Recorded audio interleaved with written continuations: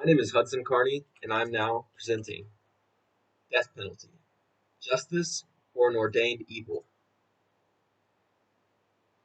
I want to change people's views about the death penalty. For example, once there was a man named Cameron Todd Willington, a Texas native wrongly convicted and sentenced to death for the arson of his house, resulting in the death of his three children.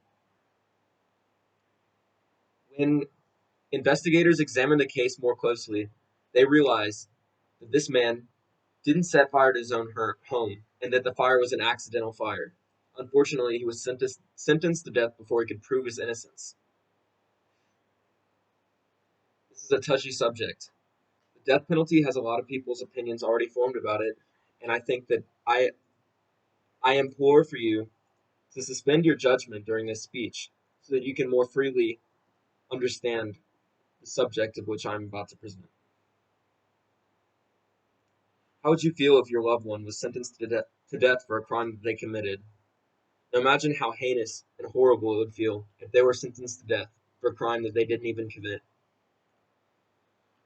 There are many reasons to abolish the death penalty, including, but not limited to, it's racist and classist bias, that it's an outdated and inhumane form of punishment, and that it is impossible to play creator.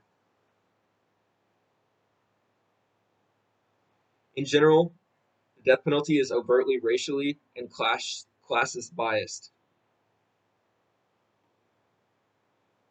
In the black community, the death penalty has been especially heinous, with statistics such as while white victims account for approximately one half of all murder victims, 80% of all capital cases involve white victims. Furthermore, as of October 2002, 12 people have been executed where the defendant was white and the murder victim was black, compared with 178 black defendants executed for murders with white victims. This hugely disproportionate amount of black murderers who were sentenced to death proves that not only is this form of punishment wrong and outdated, but it's biased towards specific races.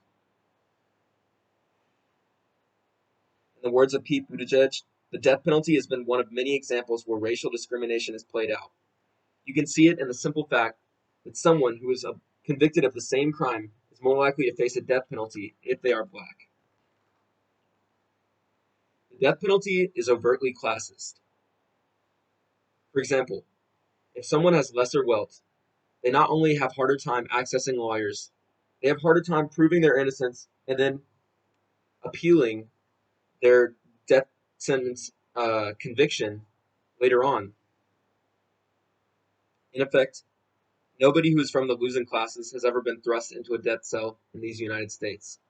Chris Hutchinson, an author. The death penalty is an outdated form of punishment. The death penalty's permanence is disgusting and is a terrible way to punish people. The first written form of the death penalty was in Hammurabi's code, where people would be thrown into rivers to prove their innocence, and if they floated, they were innocent, and if they drowned, they were guilty.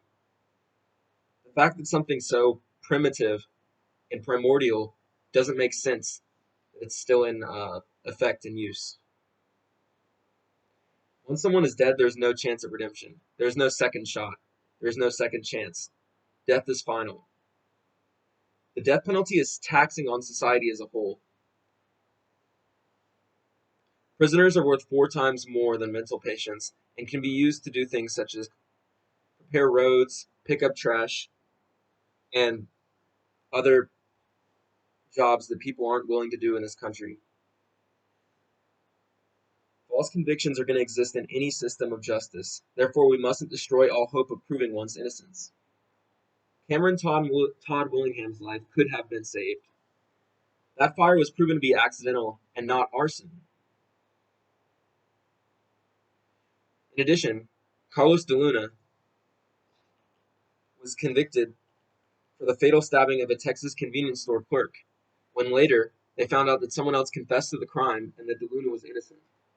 The people looked so similar that the family couldn't even distinguish the difference between the two in photos. The death penalty sends and reinforces the wrong message to people. Who are we as a society to play God when we are imperfect? Humans are imperfect, so any justice system we have in place will be equally imperfect. After ending someone's life, there is no redemption and there is no acquittal. Death is final. Although one would think that the loved ones of someone who is murdered would always want to kill the perpetrator in an act of divine retribution, this is not always the case. Loretta Scott King once said, "As one whose husband and mother-in-law have died the victims of murder and assassination, I stand firmly and unequivocally opposed to the death penalty for those convicted of capital offenses. An evil deed is not affirmed by an evil deed of retaliation." Meek Mill, a rapper and popular song artist, was convicted and sentenced in 2008 on drug and gun charges.